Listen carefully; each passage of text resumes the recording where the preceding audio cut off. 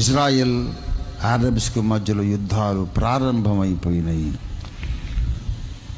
కొన్ని యుద్ధాలు అయిన తరువాత అరబ్బు జాతులన్నీ కూడా బలహీనమైపోతాయి. అమెరికా నిర్వీర్యమైపోతుంది. ఆ తర్వాత రష్యా దాని మిత్ర దేశాలు ఇజ్రాయెల్ మీదకి వచ్చి వాళ్ళు నాశనం అయిపోతారు. ఇక మమ్మల్ని ఎదిరించే మొనగాడే లేడని ధైర్యంగా తలుపులు కూడా అడ్డగడియలు పెట్టుకోకుండా బార్లా తీసి పడుకుంటారు యూదులు, ఇశ్రాయేలీలు. రాజ్యములకు శిరస్సు అయిపోతారు. ప్రపంచానికి నంబర్ 1 అగ్రరాజ్యంగా ఇజ్రాయెల్ మారిపోతుంది. వెయిట్ చేసి చూడండి, రేపటి చరిత్ర చెప్తున్నా. ఎప్పుడైతే నాకేం పర్వాలేదు, నన్ను ఎదిరించే వీరుడే లేడు అనుకుంటారో అప్పుడు రష్యా మిత్ర దేశాలు వచ్చి వాళ్ళు నాశనం అయిపోతారు. లక్షల మంది, కోట్ల మంది సైనికులు చచ్చిపోతారు.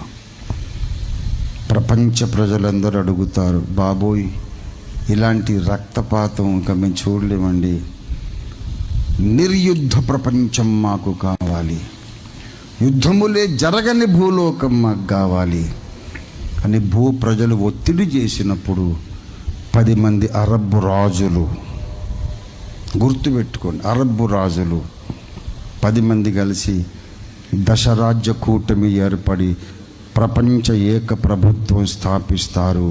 అప్పటిదాకా సంఘం ఇంకా తయారవుతూనే ఉంటుంది. అప్పటిదాకా యేసు ఇంకా పరలోకంలో ఉంటారు, రాడు, 2వ రాకడ సంభవించదు.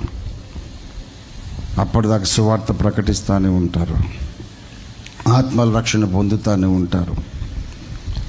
దశరాజ్య కూటమి ప్రభుత్వం స్థాపించి ఒక 6 నెలలు అయ్యి కాకముందే 10 మంది రాజుల మధ్యలో 11వ వాడు మొలుసుకొస్తాడు. వాడు నాకు కూడా సభ్యత్వం ఇవ్వండి అని.